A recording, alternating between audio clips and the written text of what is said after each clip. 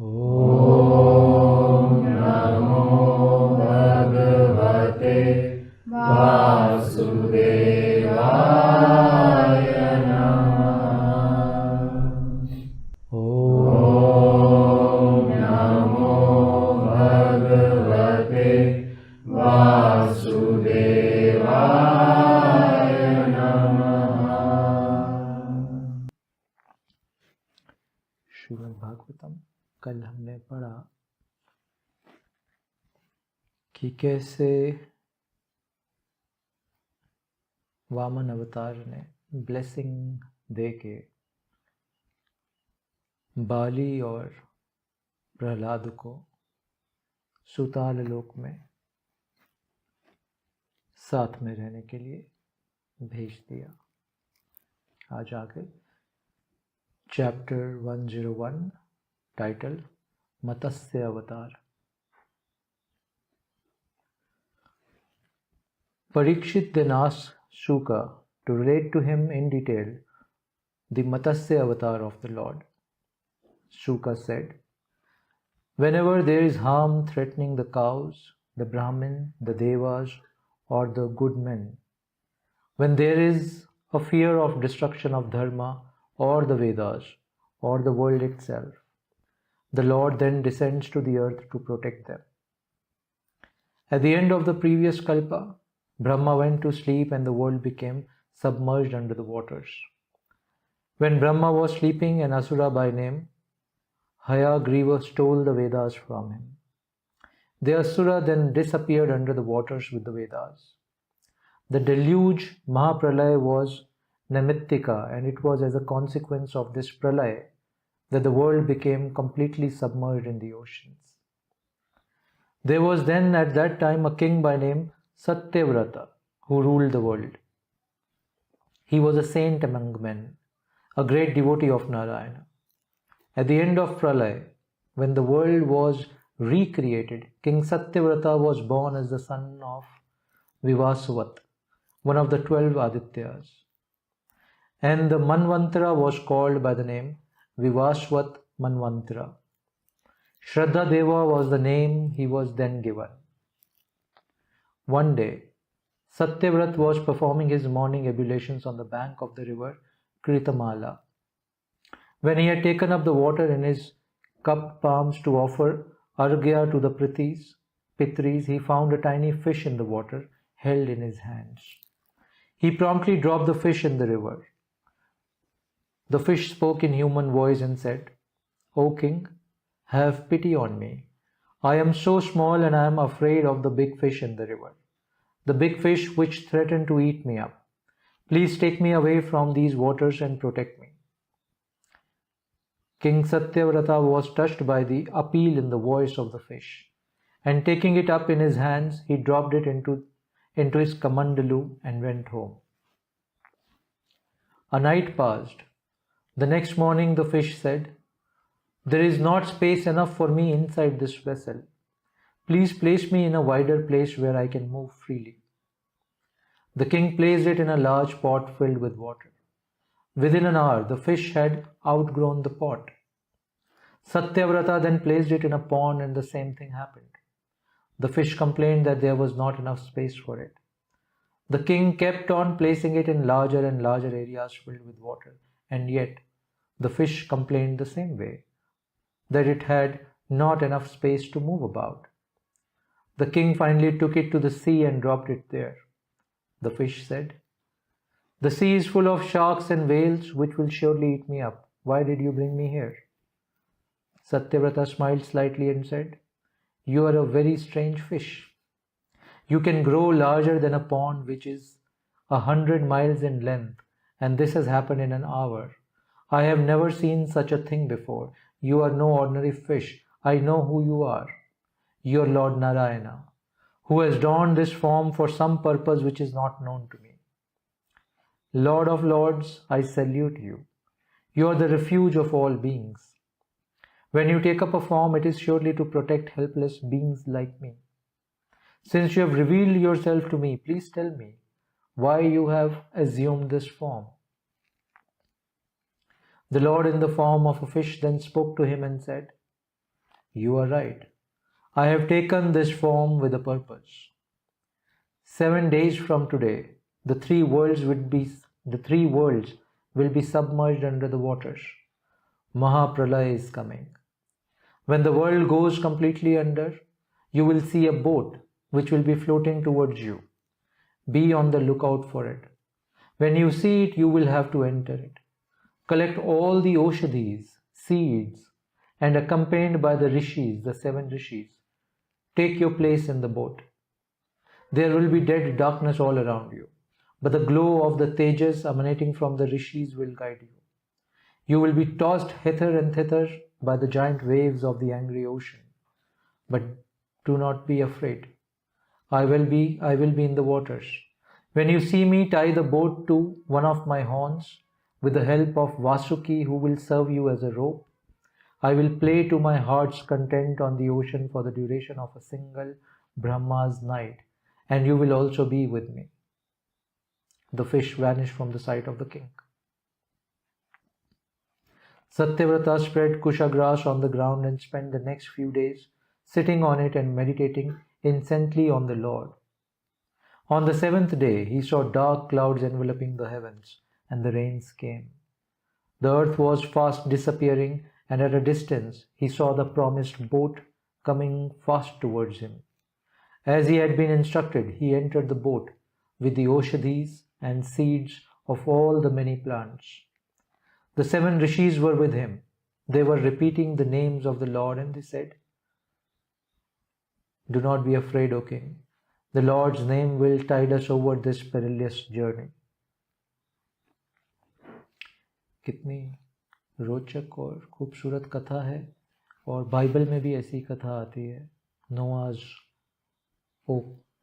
नोआज arc Bible में ही है शायद वो. हाँ, बहुत सारी पुरानी अलग अलग धर्मों और सभ्यताओं में ऐसी सिमिलर कथा है कि एक डिल्यूज आता है और एक बोट होती है और उस बोट में सब बचते हैं. इंटरेस्टिंग कि ये भागवतम में लिखा है हजारों वर्षों पहले से. They were all singing the praises of the Lord when they could discern the form of an immense fish, golden in color. It came near. As he had been instructed, Satyavrata tied the boat to the horn of the fish. The boat was tossed about by the waves, and yet they were not afraid, since the Lord had taken them under his wing. The king saluted the Lord and said, "My Lord, it is with your grace that human beings who are tossed about in the world of ignorance attain salvation.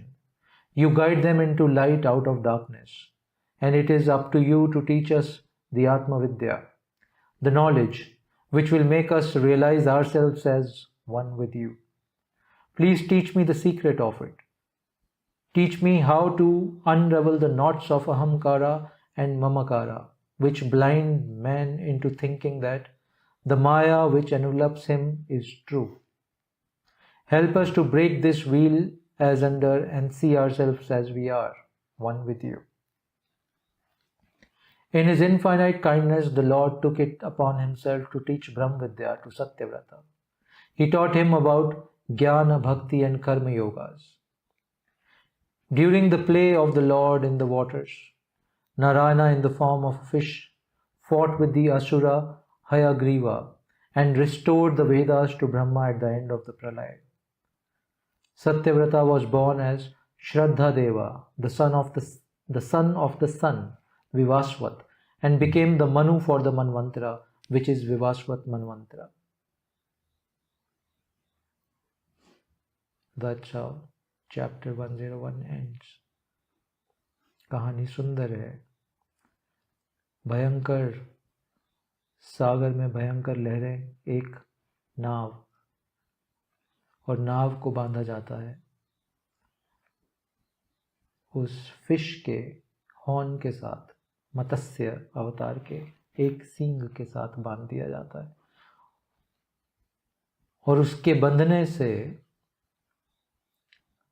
हजारों लहरों के बाद भी वो नाव और उसमें बैठे सभी सवार बच जाते हैं. खूबसूरत मैसेज इसमें कि ऐसे ही है ये संसार का भवसागर. हजारों लहरें आती रहती हैं, प्रलय आती रहती है इस संसार के भव सागर में, माया के इस सागर में, और नाव ना डूब जाए, तुम नाव से गिर के ना डूब जाओ और जीव जंतु तुम्हें ना खा जाएं, तुम बचे रहो उस प्रलय में भी, उन लहरों में भी। उसका एक ही तरीका है कि तुम किसी तरह से स्वयं को ईश्वर के साथ बांध लो, भक्ति के माध्यम से, ज्ञान के माध्यम से, प्रेम के माध्यम से, किसी भी माध्यम से, अपने कर्मों के माध्यम से। ब्रह्म विद्या में 3 चीजें सत्यव्रत को सिखाई मत्स्य अवतार ने। ज्ञान की विद्या, कि कैसे ज्ञान से भी तुम ईश्वर के साथ स्वयं को बांध सकते हो। भक्ति विद्या, कैसे भक्ति के थ्रू तुम अपने आप को ईश्वर के साथ बांध सकते हो। और कर्म योगा यानी कर्म विद्या, कैसे कर्म के थ्रू, अपने ही स्वयं के कर्मों के थ्रू तुम स्वयं को ईश्वर से बांध सकते हो और इस भव सागर से, इस प्रलय से बच सकते हो। तो 3 मार्ग हैं बांधने के, ज्ञान से, कर्म से और भक्ति से, और तीनों मार्गों से भी एक साथ बांधा जा सकता है। आगे बढ़ते हैं। Chapter 102, title Markandeya the Bhargava.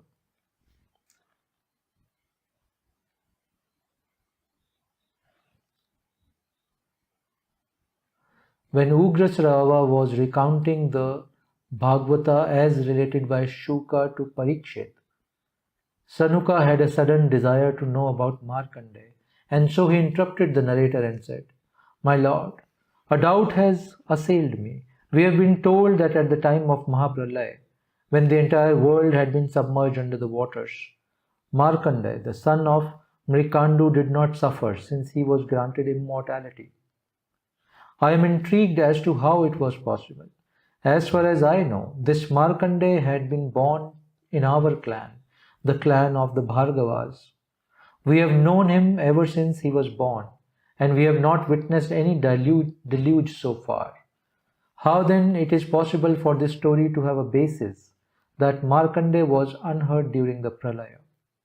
We have also heard that on the waters of the ocean he saw the Lord in the form of a child lying on the Ashwatha leaf, with his lotus hands holding the great toe of his lotus foot to his lips, with a smile of contentment lighting his face. Please elucidate this seemingly puzzle to us, my lord." Ugrasrava the Suta said, "Your question is proper and quite reasonable. Also it gives me, and thus the world, a chance to relate and to learn the story of Narayana, and an incident which has the power to rid the mind of man of all the Maya and all the ignorance which is predominant feature of Kali, the 4th quarter of time."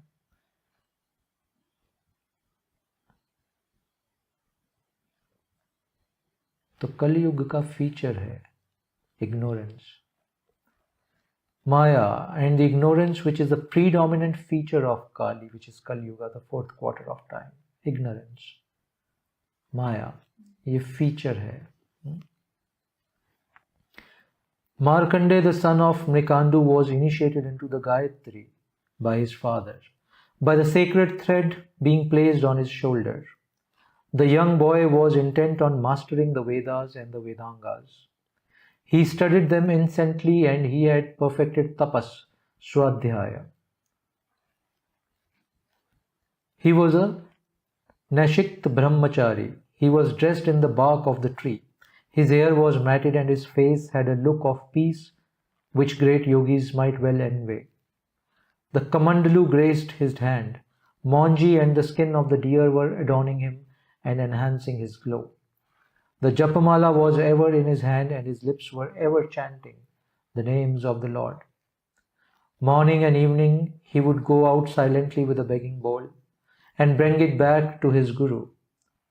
If he was given something by the Guru, he would eat or else he would starve. So devoted was he to his ways of worship that his accumulated tapas granted him conquest over death. Markande की बात करें. It was a source of wonder to everyone. Brahma, Bhrigu, Mahadev, Daksha and the other sons of Brahma, the Devas and the Pitris. This great yogi had no disturbance in his mind. It was calm and serene, like a lake, and only the thought of Narayana found a place in his mind. Indra doubted the steadfastness of his tapas. He wanted to disturb the tapas of Markandeya. He sent his troop to play havoc in the mind of this yogi. Gandharvas were there to sing and the Apsaras to dance. Manmatha, the god of love, was leading them all, and his companions were Vasanta, the spring, and Malaya, the soft breeze, which is said to kindle love. On the northern side of the Himvat, on the banks of the river Pushpabhadra, is a rock by name Chitra. There Markandeya had built his ashram. It was a holy spot. The lakes near the ashram were fringed with plants and creepers bearing flowers fit for the worship of the Lord. There was peace and nothing but peace pervading the surrounding of the ashram. Into that spot entered Vayu, and armed with Kama, he sprinkled the waters of the waterfalls around. The bees began to sing drunkenly, and even the koils sang impassioned songs of love. The peacocks danced in a frenzy, and the birds felt the intoxication in the air. Vasanta then entered the spot and concealed himself behind the green leaves and boughs of trees and behind the flowers which sent forth of maddening perfume. कितना सुंदर दृश्य है. हवा चल रही है ठंडी, पक्षी चहचहा रहे हैं, खुशबू फूलों की आ रही है, एक प्रेम का वातावरण सा तैयार हो रहा है वहां पे. और म्यूजिक सॉफ्ट चल रहा है उधर. Manmatha, accompanied by his musicians and dancers, came there and planned his attack. Markandeya was seated in a yogic trance. He had finished the worship of the fire and his eyes were closed. It looked like fire had taken a form and was seated there. कितना सुंदर description है. It looked like fire had taken a form and was seated there. The celestial maidens danced in his presence. Manmatha took up his bow made up of sugarcane and fixed his 5-headed arrows to it. Punjikasthali, one of the favorite Apsara of Indra, had come there to tempt the Rishi. He opened his eyes and Manmatha sent his arrows, thinking that the moment was ideal. But then, like the attempts of man become futile if they have not been granted the grace of the Lord, even so, all the attempts of Manmatha and the others proved in vain. They felt the fire of his tapas and they ran away from there in terror, like children who had unwittingly roused a sleeping cobra. He did not, however, curse them and lose his poise. It was indeed a great trait in him. दो बातें सुंदर. एक बोला, but then like the attempts of man become futile if they have not been granted the grace of the Lord. जिस तरह से आदमी बहुत प्रयास करता है और उसके प्रयासों का कोई फल नहीं मिलता अगर ग्रेस ऑफ गॉड, लॉर्ड, ईश्वर की ब्लेसिंग उसके साथ नहीं होती, इसी तरह इतना प्रयास करने पे भी इन सभी के वार जो ये कर रहे थे मार्कंडेय ऋषि पे, वो सब फेल हो गए. तो सूत्र ये है कि प्रयास हमारा अधिकार है, प्रयास हमारा धर्म है, बट वो प्रयास फलित होगा या नहीं, ये ईश्वर के प्रसाद पे डिपेंड करता है. अगर ईश्वर प्रसाद दे रहे हैं, आशीर्वाद दे रहे हैं, तो प्रयास सफल होगा, नहीं तो काल और तुम्हारे कर्मों का प्रिंसिपल चलेगा. तो इसलिए जब भी तुम्हारा प्रयास सफल ना हो, ऐसे उससे डिप्रेस नहीं होना है. उससे हार नहीं जाना है, क्योंकि प्रयास तुम्हारी भूमि बिल्ड कर रहा है, तुम्हारी भूमि को उपजाऊ बना रहा है। जब भूमि उपजाऊ हो जाएगी, सही समय पे ईश्वर का आशीर्वाद भी मिल जाएगा और प्रयास फलित होगा। जल्दबाजी ना हो प्रयास के फलित होने की। दूसरा, मार्कंडेय ऋषि का देखो कितना सुंदर वर्णन है कि इन सब ने उनको डिस्टर्ब किया, बाण छोड़े लस्ट के, माया के, आंख खोल के भी देखा उन्होंने, कर्स नहीं किया। कोई किसी भी तरह का कर्स नहीं दिया उनको। कर्स को क्या कहते हैं हिंदी में? श्राप। पूरा पोइज अपना मेंटेन करके रखा। जिसने भी जो किया बस देखा आंख खोल के, मगर कोई श्राप, कोई गुस्सा, कुछ अराइज नहीं होने दिया अपने भीतर। तब का बल है कि परिस्थिति अगर विचलित करती है या कोई व्यक्ति उस परिस्थिति का तुम्हें जिम्मेदार लगता है, तुम अपना पॉइज नहीं लूज करते उस। Indra saw Manmatha and the others returning to him, and their crestfallen look told him everything, and he was amazed that such a thing could happen. To Markandeya, who was rich in tapas, swadhyaya and samyama, came the Lord Narayan in the form of Nara and Narayana. तपस, स्वाध्याय, संयमा, इन तीन चीजों में मार्कंडेय बहुत rich थे। इन तीनों में तो नारायण दो फॉर्म में आए, नर और नारायण की फॉर्म में।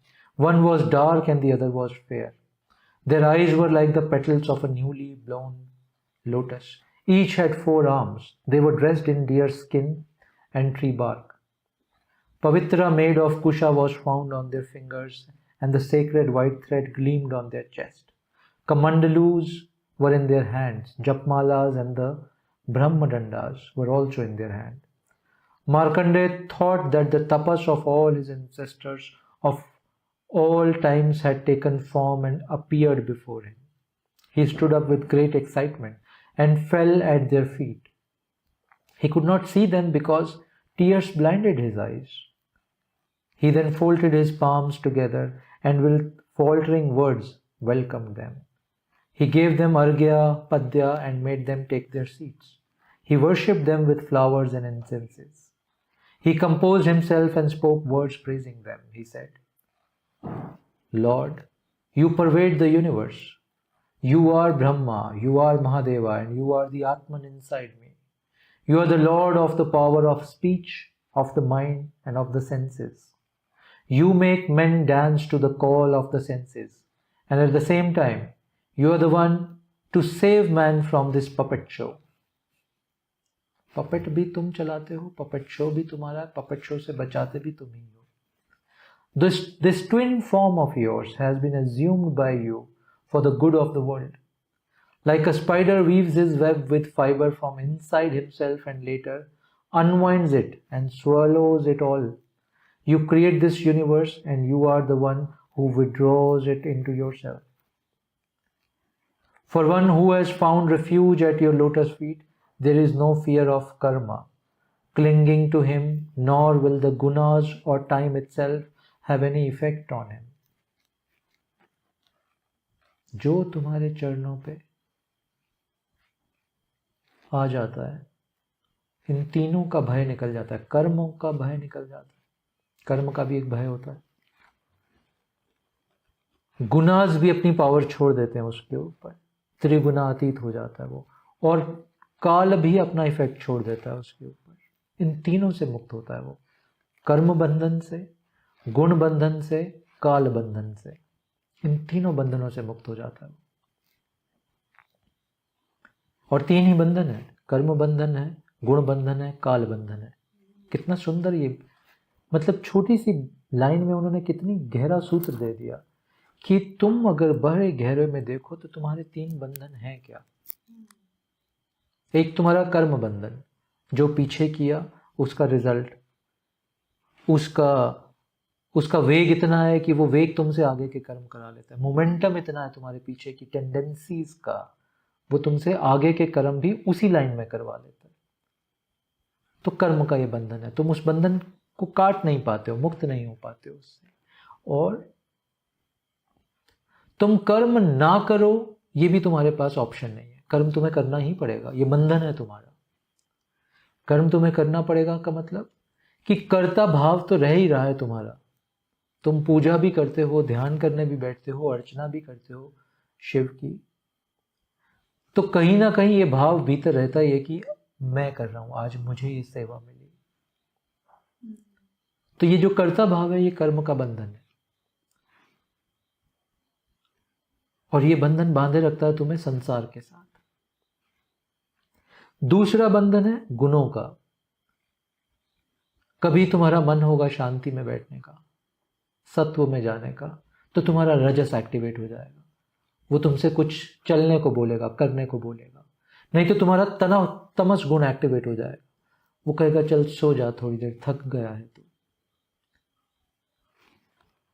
ये तीन गुण अपना प्रभाव तुम पे सतत डाले रखते हैं और तुम इनके प्रभाव में रहते हो, तुम इनके अधिकार में रहते हो।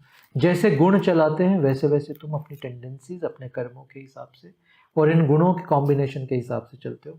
तुम गुणों से मुक्ति नहीं, कभी सत्व में हो थोड़ा समय, कभी रजस में हो थोड़ा समय, अधिकांश समय तमस में हो। तो ये बंधन, बड़ा बंधन एक। और फिर काल का बंधन। काल का एक इम्पैक्ट है तुम्हारे सोचने समझने, तुम्हारे शरीर पे। तुम चाह के भी काल के इम्पैक्ट से बाहर नहीं जा पाते हो। समय के अनुसार ही चीजें घट रही हैं, तुम्हारा समय पे कोई प्रभाव ही नहीं है, तुम्हारा कोई कंट्रोल नहीं है समय के ऊपर। तो ये तीन बड़े बंधन आदमी के जिसमें वो फंसा हुआ है। ईश्वर के चरणों में आने से तुम कर्मातीत हो जाते हो, यानी कर्म करोगे बाहर रह के, कर्मातीत। गुणातीत हो जाते हो, जिस परिस्थिति में जिस गुण को साध के वो काम करना है तुम वो करते हो, बट तुम गुणातीत बैठे हो। तुम कालातीत भी हो जाते हो। You are now beyond time, you are able to see the movement of the time, you are not getting impacted और इफेक्टेड बाय द टाइम। कर्मातीत, गुणातीत, कालातीत, तुम इन तीनों के पीछे बैठ जाते हो। ये तीनों का एक प्ले चलता है और तुम बस उस प्ले को देखते हो, उससे तादाद नहीं करते। That's the state we have to achieve. और ये स्टेट सिर्फ मिलती है ईश्वर के पांव पे सिर झुका देने, अपने आप को, अपने जीवन को ईश्वर के साथ बांध लेने से।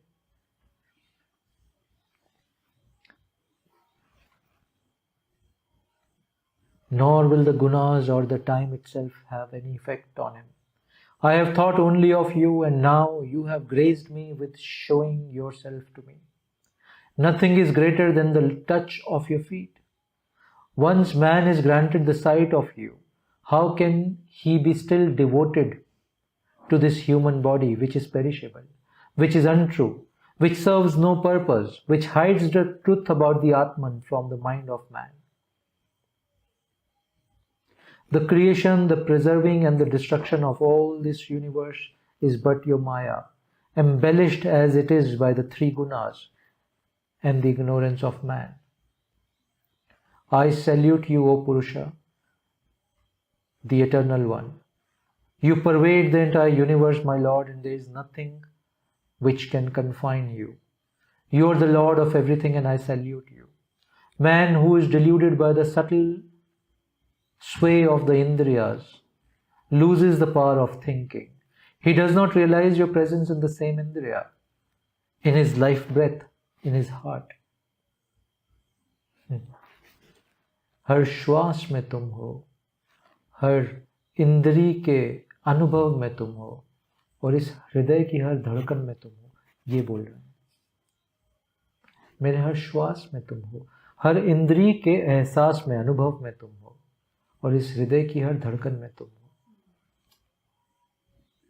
Caught in the web of Maya, which is your doing, he flounders in the sea of ignorance. It has been said that even the great Brahma, the creator, was, for a time, lost in this same avidya until you taught him the Vedas and made him realize the truth. I salute you, O Lord of the Lords.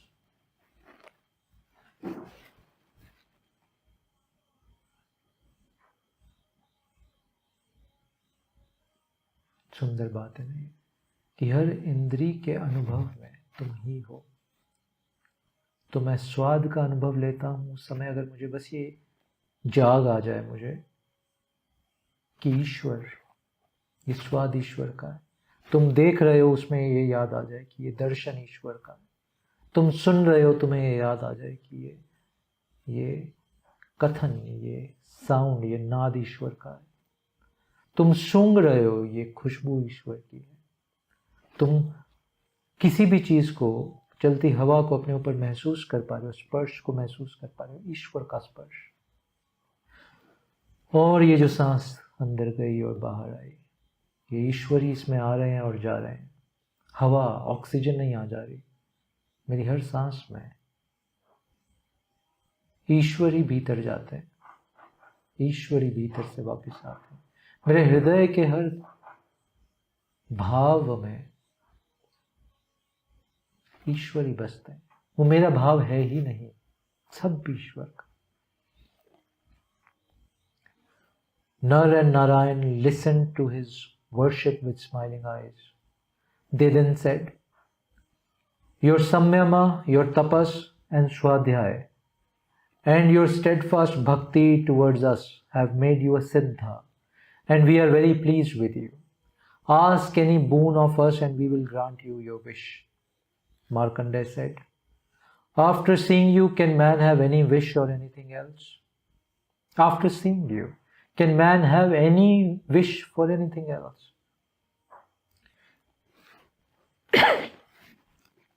Yet it is disrespectful for a man to ignore the commands of the Lord.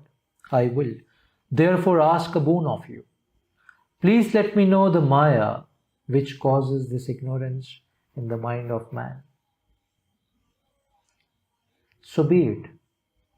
The Maya of the Lord will be revealed to you, said the smiling rishis, and went away to their dwelling place, the ashram by name Bhadrika. नर और नारायण का जो आश्रम का space है वो भद्रिका, उस आश्रम को भद्रिका के नाम से जानते हैं। That's how chapter 102 ends. Chapter 103, title The Vision Seen by Markandeya. Now on the banks of the river Pushpabhadra, in the ashram built for himself on the rock Chitra, Markandeya spent his time in prayer, in meditation, and in remembering the glorious day when the Lord had appeared before him in the form of Nara and Narayana. He saw the Lord and only the Lord in everything, and sometimes so absorbed would he be in thoughts of him that he would forget even the daily worship and the daily rituals he would normally go through.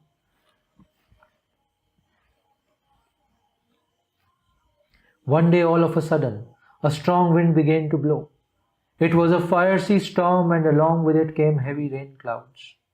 Thunder seemed to clash from rocks to rocks, and lightning lit up the entire place with incessant flashes. Suddenly it began to rain. It was no ordinary rain. The drops fell in continuous stream, and the stream was as thick as the spoke of a wheel. The four seas were filling up, and soon they were about to meet. The earth was hidden, and all that could be seen were the immense sea.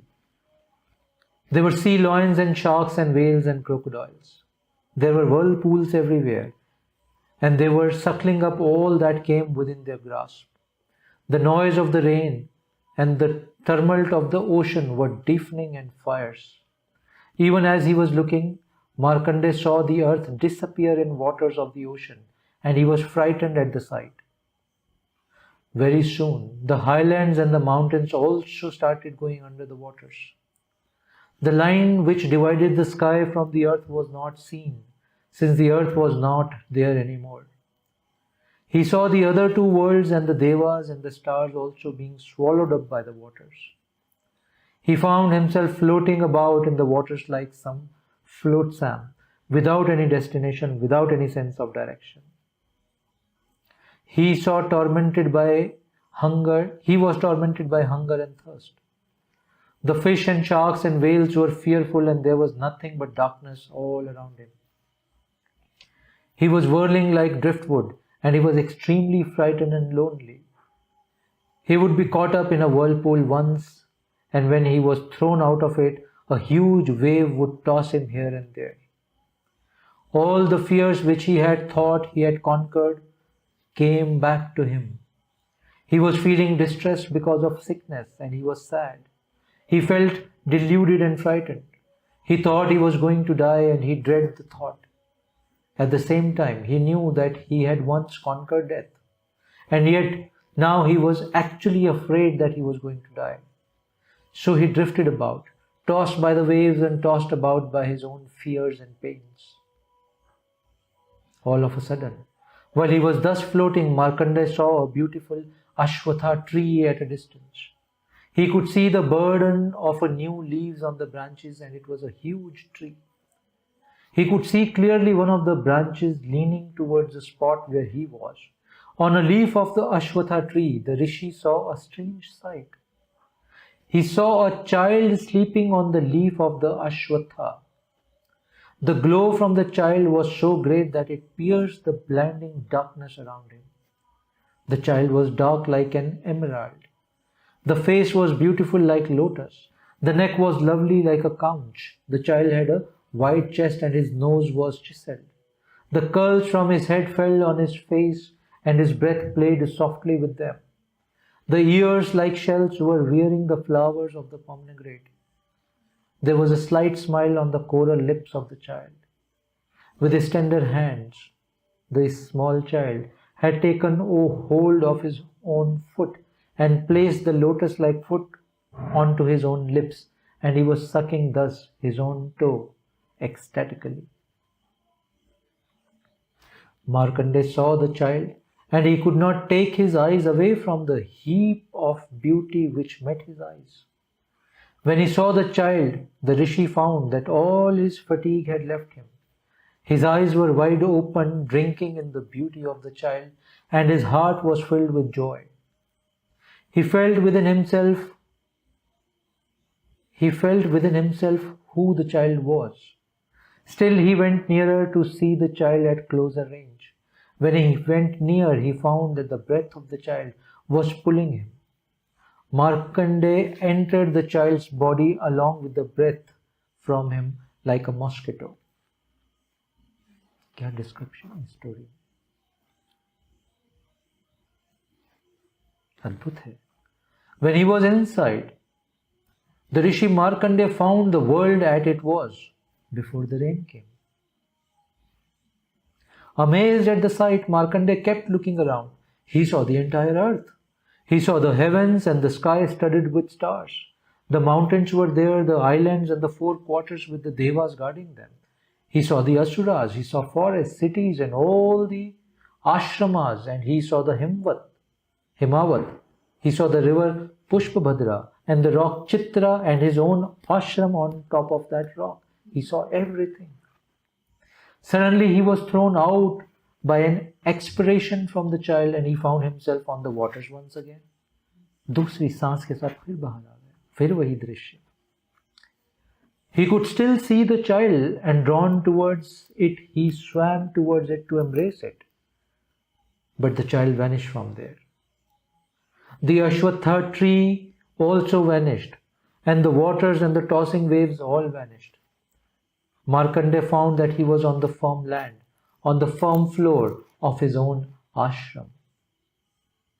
Overpowered by the experience, Markandeya stood as though in a trance with his mind set on Narayana. Mahadev and Parvati were passing by on the sky surrounded by the Paramartha Ganas. Parvati saw him and asked her lord to go near the rishi and bless him. They both descended to the earth and appeared before Markandeya. Thrilled with their visit, he welcomed them with all the honor due to them. Flowers and incenses welcomed them all, and he fell at their feet and offered words of prayer to them. Mahadev then spoke to him. He said, "Because of your devotion to Narayana, you have obtained siddhi in everything. You had been granted a boon by the Lord, and you were granted the privilege of knowing his Maya. You will live forever, and you will be famed as Purannacharya. Men will benefit by the stories of the Lord, which you will relate to them." Mahadev and his companion returned to the skies, and the Rishi Markandeya spent all his time thinking again and again of the unique experience he had, the great deluge, and the beautiful child lying on the Ashwatha leaf. कितनी खूबसूरत दृश्य। मार्कंडेय ने मांगा था नर नारायण से कि मुझे माया को जानना है। वहीं आश्रम में बैठे बैठे ये सब हुआ मार्कंडेय के साथ। जान गया माया को। कैसे? तुम्हारे ही भीतर अलग अलग दृश्य पैदा करती है माया। कभी वो दृश्य बाहर की परिस्थिति का सहारा लेके तुम्हारे भीतर पैदा करती है माया। कभी बिना किसी बाहर के दृश्य का सहारा लेके भी तुम्हारे भीतर अद्भुत से दृश्य पैदा कर देती है माया। कुछ नहीं हो रहा बाहर, तुम आंख बंद करते हुए सब कुछ तुम्हारे भीतर एक नया संसार, तुम्हारी वासनाओं का, तुम्हारे भयों का, तुम्हारे कुछ हो जाने का, तुम्हारे भीतर ये सब संसार माया के चल रहे हैं। और फिर जब तुम आंख खोल के बाहर के जगत को देखते हो तो भी तुम उस जगत पे, बाहर की रियलिटी पे भी अपने ही अनुभव के दृश्य थोप देते हो। जैसे माया के दर्शन तुम भीतर कर रहे हो, तुम बाहर भी उसी माया के दृश्यों को थोप देते हो बाहर की रियलिटी पे। तो तुम्हें बाहर का जगत भी वैसा ही दिखने लग जाता है जैसा तुम्हारे भीतर का जगत होता है। कुछ नहीं हो रहा होगा बाहर, सब सुंदर होगा, बट तुम्हारे भीतर के जगत में भय होगा तो तुम्हें बाहर हर चीज में भय दिखेगा। तुम्हारे भीतर के जगत में वासना होगी तो तुम्हें बाहर हर चीज में वासना दिखेगी। तुम्हारे भीतर के जगत में कोई एम्बिशन होगा तो तुम्हें बाहर की हर चीज में कंपटीशन और एम्बिशन के दर्शन होने लगेंगे। तुम्हारे भीतर चोर होगा, तुम्हें बाहर हर परिस्थिति में, हर व्यक्ति में चोर दिखने लगेगा। ना बाहर कुछ है, ना भीतर कुछ है। भीतर भी ब्लैंक है, बाहर भी ब्लैंक है। बट ये माया कुछ दृश्य तुम्हारे टेंडेंसीज के हिसाब से, जो भी तुम्हारी पास्ट टेंडेंसीज और कंडीशनिंग तुमने अपने ऊपर थोपी हुई है, उन टेंडेंसीज के हिसाब से माया तुम्हें अलग अलग दृश्य दिखाती है, भीतर भी और बाहर। और इन्हीं दृश्यों में बस उलझे हुए, इन्हीं दृश्यों को सुलझाते हुए, इन्हीं दृश्यों को सुंदर बनाते हुए आदमी का पूरा जीवन निकलता है।